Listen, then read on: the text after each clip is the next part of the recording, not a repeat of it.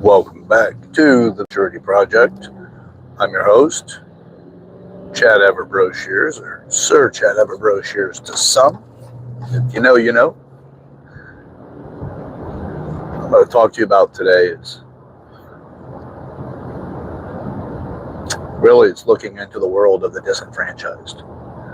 It's the people that have been told by the squawking mocks, right? The thing that people turn on and get their opinions from, because unfortunately too many people rely on their thinking to be the lion's share of their thinking be done by television or the news or some talking head.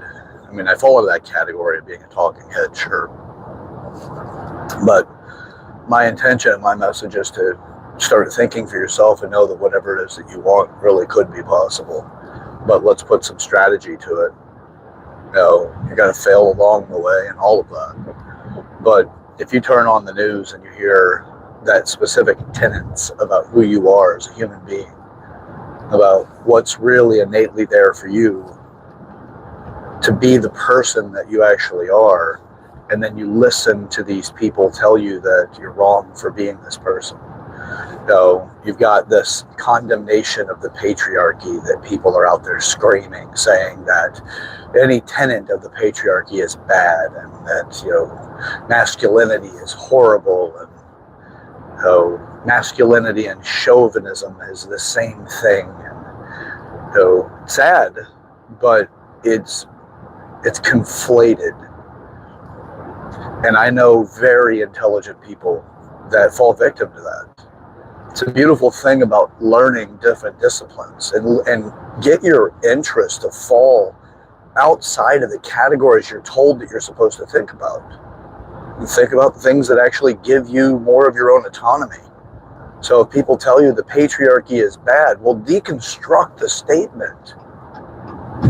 Look at all of the benefits and the costs to everything and start really evaluating. Because I'll tell you, the people that do the lifting of thinking for you, the heavy lifting of thought, those people, they typically are not trying to help you think for yourself. They're working on getting you to think into a particular category or an avenue or a railway of thinking that benefits them. They want to create based off of, and this is my observations, based off of what I see consistently, is crabs in a bucket. By the way, crabs in a bucket, what it is it's an analogy used to give different complementary values or different values to certain behaviors. Crabs in a bucket pull each other down. As soon as one starts to make its way out, the others grab it and pull it back because they're out trying to save themselves, not realizing that if they work together, they'd all get out.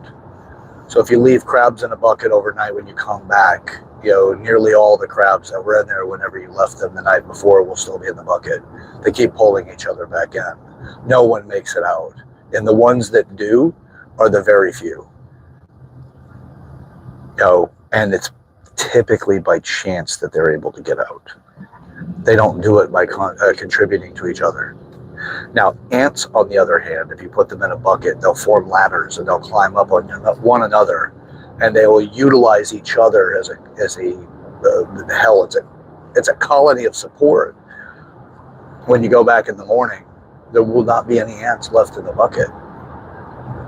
No live ants will be left in the bucket. They will have all climbed out together. What I see from this consistent programming that's going on, these consistent influences that's going on, including social media, because the ones that actually get the algorithm bumps are the ones that typically are sending the message to become narcissistic. They're the ones that are pushing the message to take other people down. Look at popular music. Once upon a time, popular music used to contribute to other people and look for greatness and support greatness, not demand that other people respect them and call them great. So for what I'm wanting to address in this conversation today is that I am out to support the disenfranchised. Now, this goes to every single block of human beings in the country, in the United States, and throughout the world, really. I think that it's because I see this in other countries as well, as far as like how they're influenced politically as well as their entertainment. I see it that it's an insidious movement to strip people of their autonomy and make them into their own street level warriors, if you will. The people that'll take apart whatever the country that it's in, whatever they stand for. It to me is a bigger thing, but I don't want to necessarily influence the listener or the watcher of these videos that's what we really need to pay attention to, because that's a bigger world conversation. What's really important is that we work on ourselves before we figure out how to create a hell out of our good intentions. So working on the disenfranchised is we have some really great people that just aren't going to find their world. Whenever you have young men that are getting, they're into the age of, hormones, and, puberty is already set upon them, and they have access to the internet, which nearly, all young men have now. Hell, it's even in their phones. They resort to things that are provocative and interesting and genetically rewarding. So they watch pornography. And what does that do? It encourages them to believe that there's a specific way of treating a woman that is the desirable behavior, and that has to do with whatever role they're playing in the movies or whatever the videos they watch, which sometimes there's roles in it, sometimes there's not.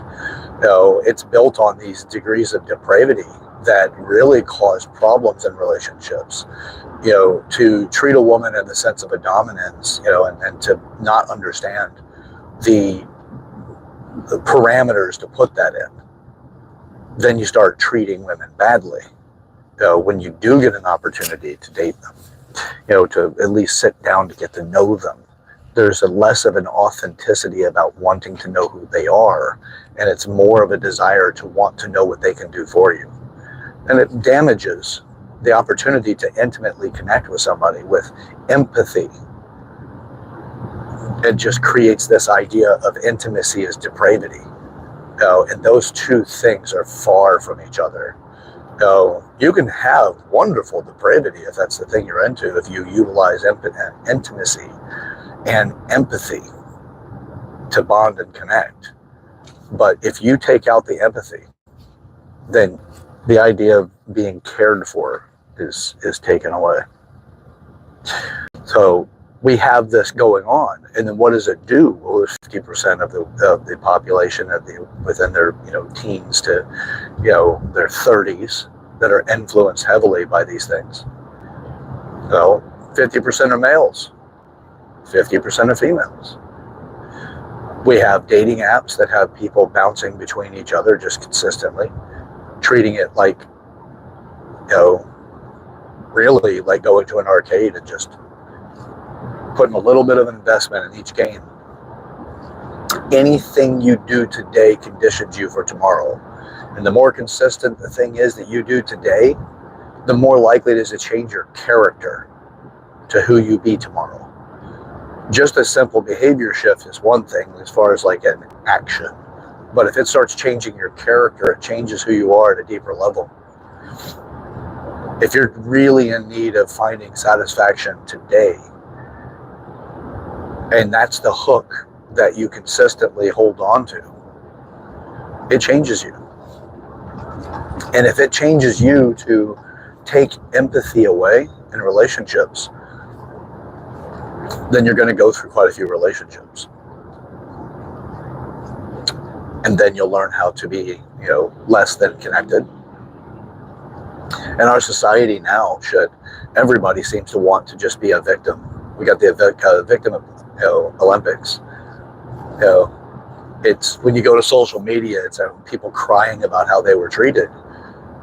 Here's the issue. You go to social media and you start crying about how you were treated, you're increasing the likelihood that you're going to become a covert narcissist, because the reward sequence you get out of complaining is that people come to your aid. You don't know why they're coming to your aid, by the way. They're just coming to your aid, and your reward out of it is that you get to feel, accepted to some degree, and to feel accepted more right now than you were previously feels pretty good by comparison to what it felt like before.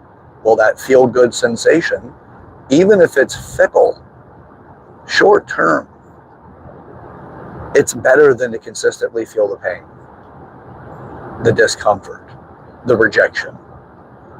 And what happens with all that is that it continues to build in this sequence of behavior that tells you it's right, it's good, you should complain on social media as if it's your therapist.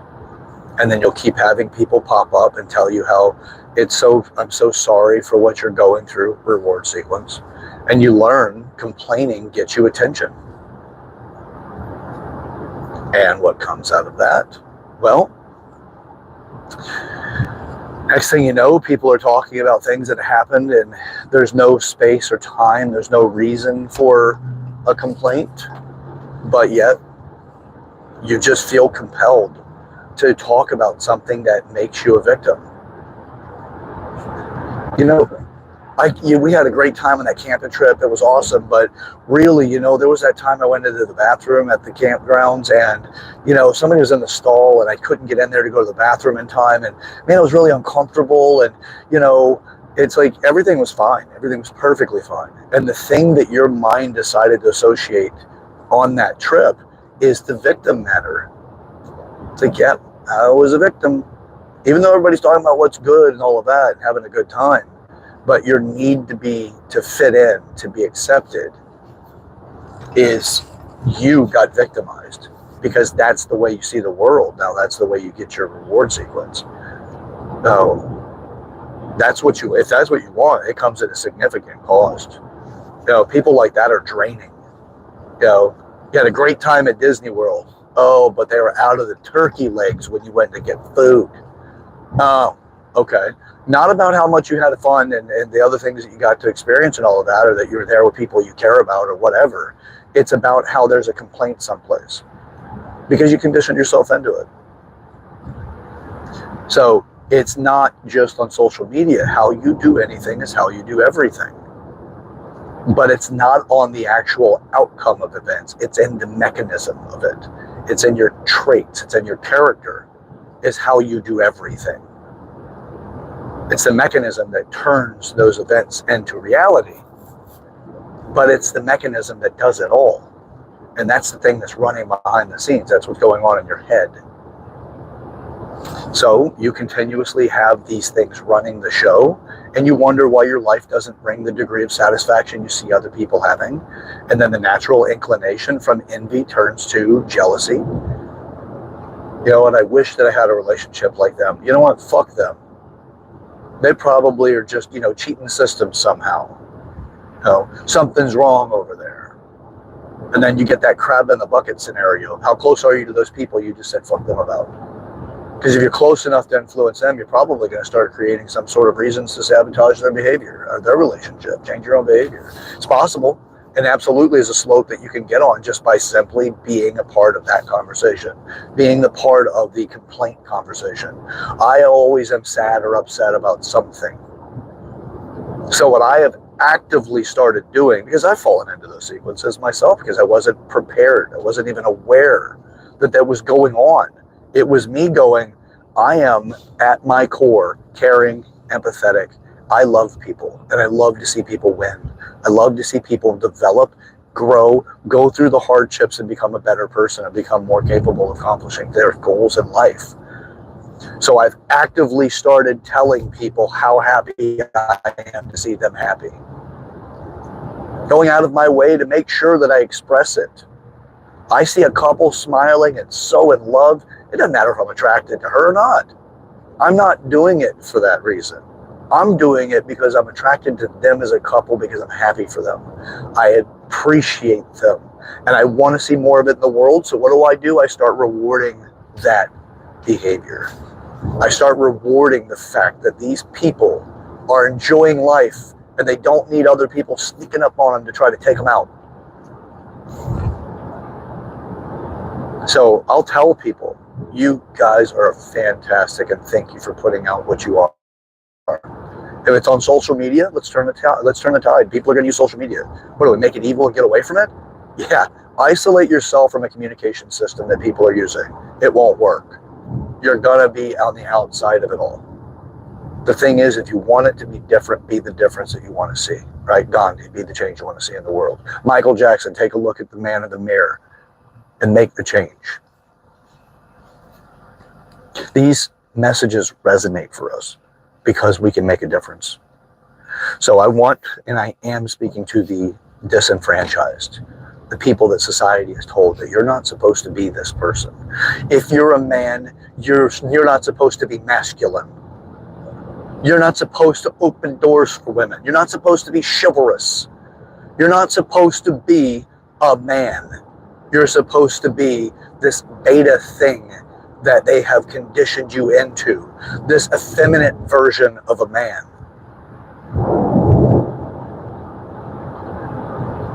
Oh, that is a very deep conversation, because I can tell you right now it's intentional. It is absolutely intentional. It's coming by way of feminism.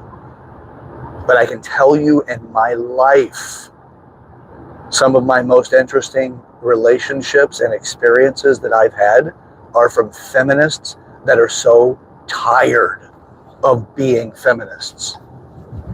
And they can't wait to surrender to a man. Now, if you're on your righteous position to be a feminist, by all means, enjoy it while you want. No, but I'll tell you this, there are so many of your sisters out there that can't wait for a man to show up because they're tired of it. Now, I'm not an activist of anything other than bringing us back to center. Bringing it back to where we have more of an opportunity to thrive, because right now we sure as shit aren't thriving when we push the other one down.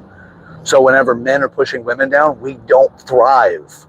When women are pushing men down, we don't thrive. You might, it's a temporary gain. So leave young men alone. Let them be men. The same thing, leave young women alone. Let them be women. Traditional roles are there not because traditional roles have some sort of patriarchal value and all that bullshit that people are being taught in college and whatnot. The Great American Betrayal, by the way. That's my reference for university. Though there are definitely good courses in there to be fully responsible, but there's a whole lot of nonsensical garbage designed specifically to divide us. You send your child off to university and you get an activist in return. Fuck you, academia, for doing that to our children. My God, those people piss me off. Those communist pieces of shit that get our children in trust and turn them into activists. So yeah, I got a problem with universities. The Great American Betrayal. So, leave these children alone. If I pay you to teach my child business and you teach them activism, I'm coming after you. You owe me money and you owe my child their experience back. Teach them business, goddammit. You scumbag motherfuckers. Pisses me off because they're fucking with kids. So that's where we get this disenfranchising and this disenfranchisement, where people are being separated from who they are and being left behind, pushed aside. Fall in line or you're worthless is what we're telling kids. Leave them alone.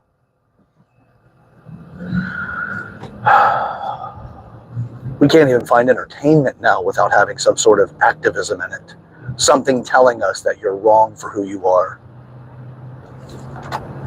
We got to get this group of people up because they've been oppressed. Yep, weaponizing against the society. Because there's plenty of people that make it. Plenty of people that have a great career because they just be themselves.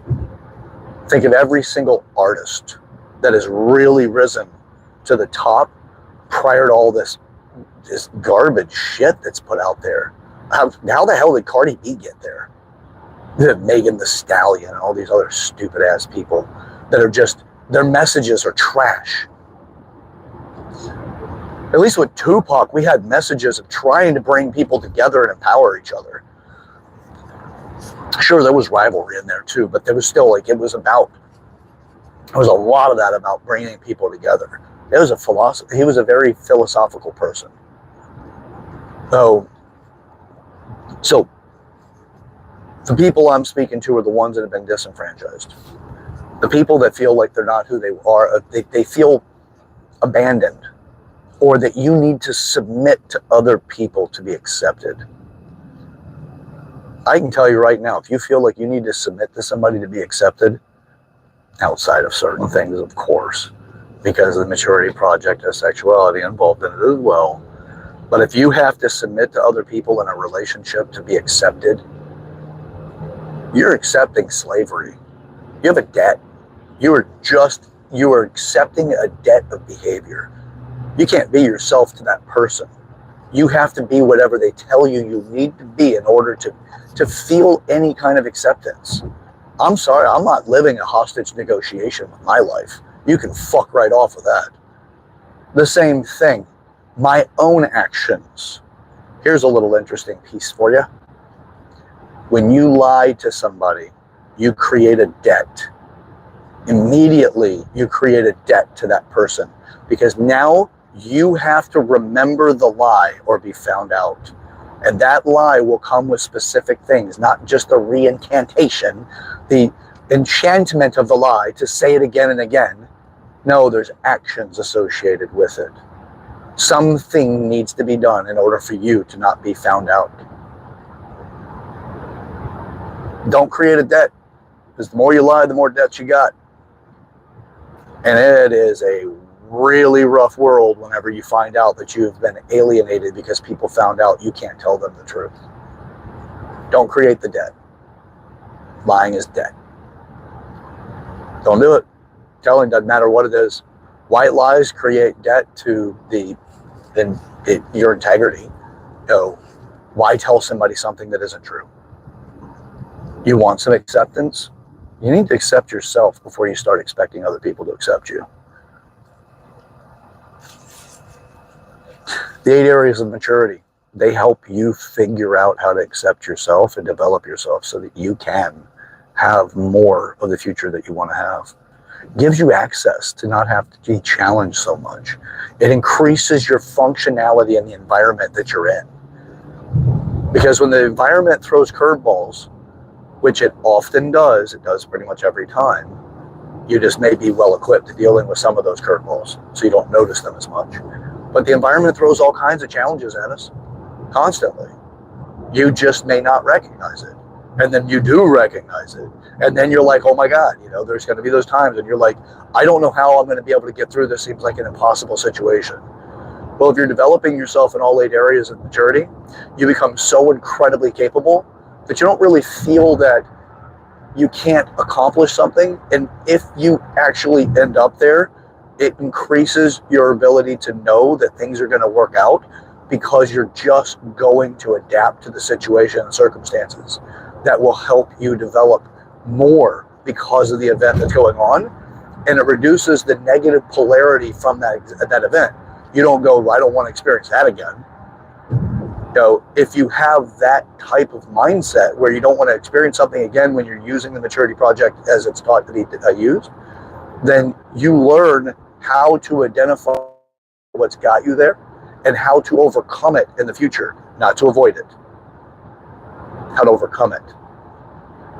Because you avoid it, you don't do anything. You just move away from it. It will come back. All lessons are boomerangs. Sometimes they come back with more momentum and size.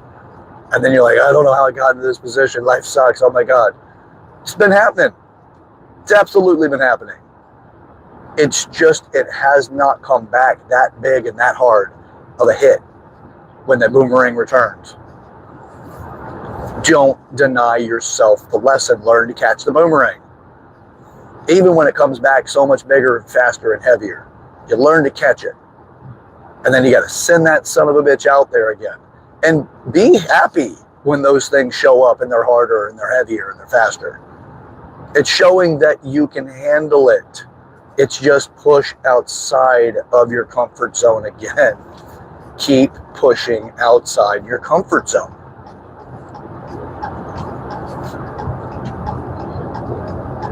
The Maturity Project's all about it, man. No, take it on. You've got opportunities to grow right now. First off, you have to understand that, where you are is where you are. Be present to it. And if you have other people demanding that you surrender to them, something about you needs to change in order for them to accept you. You're creating a debt of behavior as soon as you accept that. Be aware of it.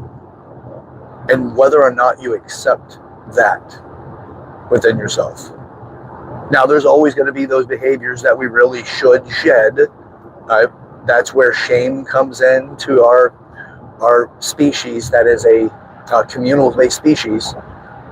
We're group-based, and we have hierarchy values for a reason, because it increases our survival based off the traits that we are best equipped with to support our groups. And shame comes into play, which is a natural emotion that helps us shed immature behaviors. And if somebody's weaponizing shame, you know who they are. But if they're giving you shame because you have a behavior that truly is immature and you need to shed it, pay attention to it. Honor the fact that you've just been given an opportunity to grow up, to mature. By the way, let me clarify one more thing. I'm going to get off the call, or I'm going to get off the video here soon. Is how people are like, they utilize shame as some sort of negative. They treat people like you're not supposed to shame people. Don't bully, don't shame. That is a natural action.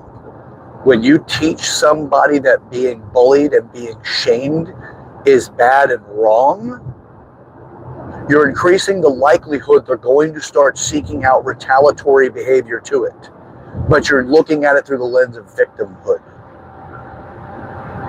Which, with YouTube, I can't say specifically, because it will possibly even take my video down. But if you look into the statistics, when they bring these different studies, they've done studies on this, where they'll take specific ending your self-awareness campaigns, because I can't say the exact word because of YouTube. So ending yourself campaigns into areas that had not ever been there before. The rates of people ending themselves go up every single time. Every single time. And what that does is because it teaches retaliatory behavior. I'll show you. When you give that to a mind that is so incredibly innocent, so young, so persuadable, so easily influenced, you're increasing the likelihood that person's going to make attempts or successfully do it, because you taught them they're a victim and you make them helpless. Don't make children helpless. That's parts of the Oedipus mother if you study anything from Freud. But there's more to the Oedipus mother. It's not just about the sexual aspects, the desire of the mother to child, or son, or the son to mother, or whatever. It's not just that. It has to do with the all-consuming mother, the one that won't let their child grow up, over babies, over nurtures, over nourishes. Doesn't allow the child to actually become salient in all areas of their existence. All 8 areas, they get denied variations of opportunity and growth because of it. So, yeah, a lot to unpack there.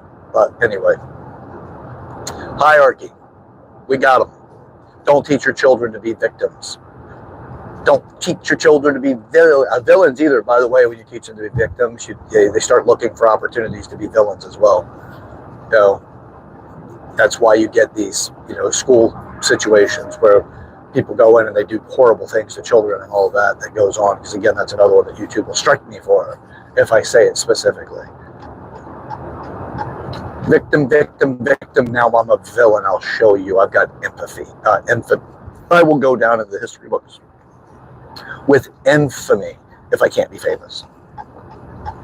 I'll be famous for evil deeds.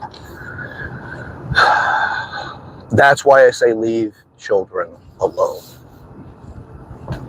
Get your stupid ass ideologies out of these kids' heads. This insidious breeding of just destruction and chaos. Get it out. Leave these kids alone. And if you're the kid that's actually experiencing that, if you're somebody that feels like you've been disenfranchised, there's opportunities, man. You can really grow. You can outgrow that program, and you can reap. The Maturity Project gives that access. There's other ways too. This is not the exclusive way in the world to actually develop. There's a lot of people out there that are trying to make a difference for others, and I applaud them for it. I don't care what people think about people like Andrew Tate. You know, it's a pendulum when it comes to behavior. And that means that the pendulum swings further than some people are willing to go. And that's okay. There's nothing wrong with that. You get these young men that are so disenfranchised that they look to that as being the resort to finally getting their identity. So they go off and they get into stuff like that. And I'm not saying he's a bad guy. I don't know the man personally. He's not my brand of masculinity, but he's not too far from it. He's capable physically. He's somebody that can defend himself. He provides.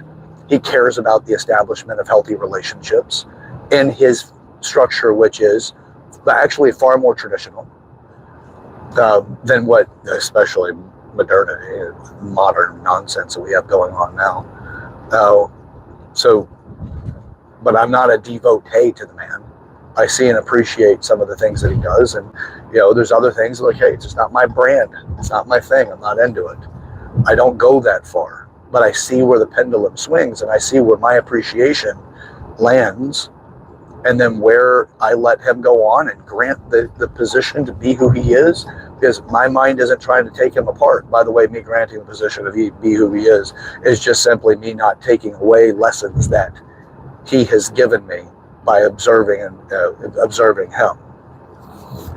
So because he goes more radical in his beliefs than I do, doesn't mean that I omit and or deconstruct the lessons that he's given me up till that point.